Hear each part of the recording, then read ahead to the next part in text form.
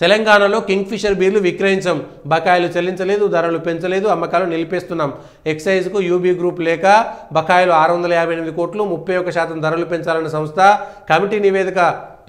అసలు ఈ బీర్లే బంద్ చేద్దాం, ఎందుకు ఇవన్నీ? తాగుడెందుకు, ఎందుకు కావాలి, ఎవరికి కావాలి ఈ బీర్లు ఎందుకు? వాని కోసం వీని కోసం భయపడడం ఎందుకు? బీర్లు తాగుడు, బీర్లు ఉత్పత్తి చేసేదే అభివృద్ధి? బీర్లు తాగడమే అభివృద్ధి? వైన్స్, విస్కీలు, బ్రాండీలు తాగడమే అభివృద్ధి? ఇదేనా అభివృద్ధికి కారణం? 40,000 కోట్ల రూపాయలు ఎక్సైజ్ శాఖ నుంచి ప్రతి ఏడాదికి ప్రజల నుంచి తాగుబోతులను చేసి తీసుకోవడమే అభివృద్ధి? ప్రజలకైనా బుద్ధి ఉండాలనా, సిగ్గుండాలనా? ఎస్, ప్రజలది కూడా తప్పే. తాగుబోతులు ఎన్నడో ఏడాదికి ఒక్కసారి 2 సార్లు తాగితే ఎవడు ఉత్పత్తి చేయడు. చిన్నగా 10 మందికి 20 మందికి ఆ ఏడాదికి ఒకసారికి సరిపోయేదే.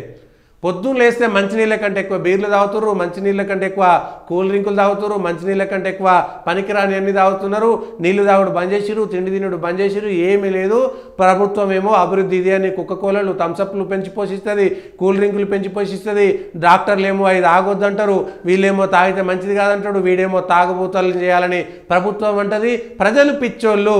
అంటే మన శరీరము, జీవితం ఒక్కసారి వచ్చేటువంటి జీవితాన్ని తాగి ఖరాబ్ చేసుకుంటున్నాం, కూల్ డ్రింక్స్ తాగి ఖరాబ్ చేసుకుంటున్నాం, పనికిరాని చెత్తంతా తిని చెత్తకుండిని చేస్తున్నాం మన దేహాన్ని. దేవుడేమో అట్లా చెప్పలేదు భగవద్గీతలా. ఈ దేహము జీవితంలో ఒక్కసారే వస్తుంది, కర్మానుసారం మనం నడుస్తుండాలి, పనులు చేస్తుండాలి, ఫలితాల కోసం ఆశించకుండా నిత్యం పని చేస్తుండాలి, కృషి చేస్తుండాలి, సంఘ జీవనం గడుపుతుండాలని చాలా అద్భుతంగా చెప్పారు.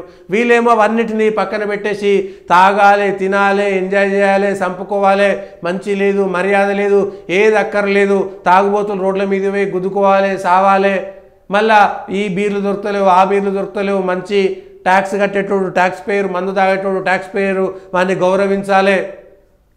మందు షాప్ పోయి నిలబడితే వాడు మందు అమ్మేటోడు, వీడు పైసలు ఇస్తే వాడు బతుకుతాడు మందు షాపోడు.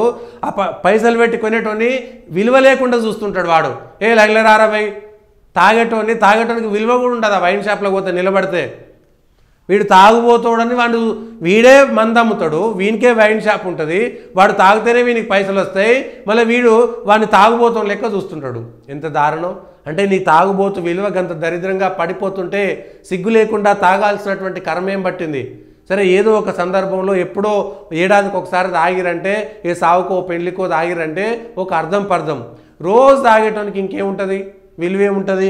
యూబీ బీర్లు పెంచాలట, అది పెంచకపోతే కష్టమవుతుందట, ఏది పడితే అది సాగిపోతుందట. ఇంతేగా మనం ఎట్లయితే అట్లా తాగుబోతులే తాగుబోతులు.